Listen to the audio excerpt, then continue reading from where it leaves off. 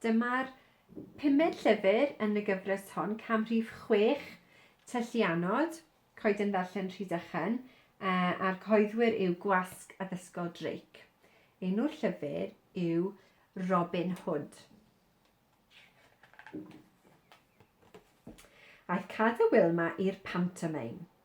Eithon nhw gyda mam Wilma. Roedd ganddyn nhw ffrind o'r enw Anina. Aeth Anina i'r pantomime gyda nhw.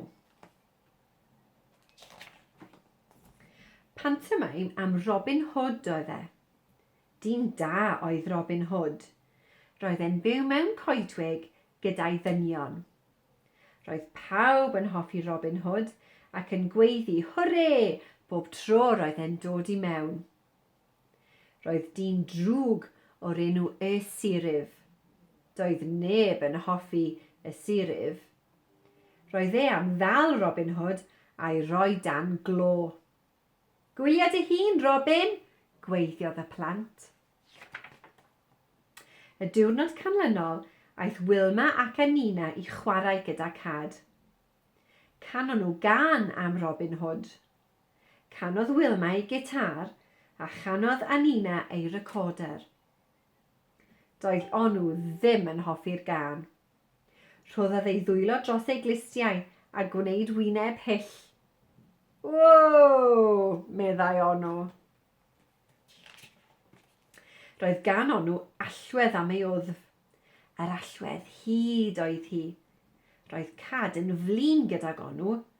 Rho'r allwedd yn ôl yn y blwch, meddai hi. Yn sydyn, dechreuodd yr allwedd ddisgleirio.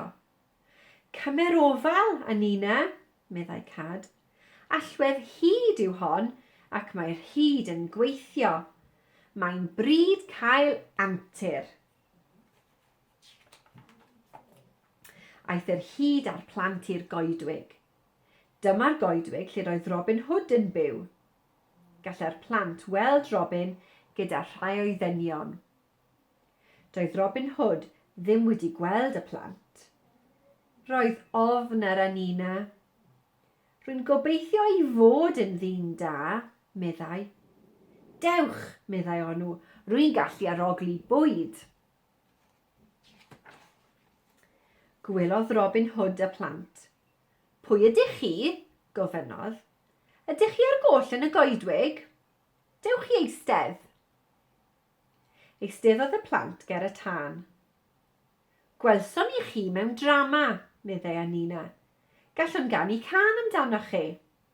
O na, meddai onw, nid y gan eto. Canodd Cad Wilma ac Anina y gan. Dywedodd y gan fod pawb yn hoffi Robin, ond bod neb yn hoffi'r Sirif. Gweiddodd dynion Robin Hood, hwrê! Am gan dda, meddai Robin Hood. Canwch chi fi eto. Edrychodd onw y tu mewn i botyn mawr du. Welodd neb y Sirif yn dod. Yn sydyn, rhedodd dynion y Sirif i mewn. Gafaelon nhw yn Robin Hood a rhoi rhaff o'i gwmpas. Rwyf wedi dy ddal o'r diwedd, meddai'r Sirif. Neidio nhw ar ddynion Robin a gafaelon nhw yn Cad, Wilma ac Anina. Rhoddon nhw'r cyfan mewn cert. Ewch â nhw oma, meddai'r Sirif. Cuddiodd onw yn y potyn mawr du. Welodd dynion y Sirif mohono. O na, meddai, beth fedra i wneud? Rhaid i mi ei helpu nhw. Aeth y Sirif â nhw i bentref. Dywedodd, mae fy nghastell yn rhy bell, felly arhoson ni yma. Bydd un o'n dynion yn gofalu wna newch chi ddianc. Aeth onw i fyny at y dyn. Rhoddodd losin i'r dyn. Beth yw'r peth yna? Gofynnodd. Rydych chi'n cloi pobl ynddo fe, meddai'r dyn. Fedrwch chi ddim cloi pobl yn hwnna, meddai onw. Fedrwch chi moi cael nhw i mewn. O, medrwch, meddai'r dyn. Edrychwch. Rhoddodd ei ben a'i ddwylo i mewn. Ha, meddai Onw, llyncwch chi hynna. Clodd y dyn i mewn a mynd a'i allweddi. Grrr, meddai'r dyn. Rhyddhaodd Onw nhw. Dewch mlaen bawb, meddai Robin Hood. Dewch i ni fynd yn ôl i'r goedwig. Dydyn ni ddim am i'r sirif ein dal ni.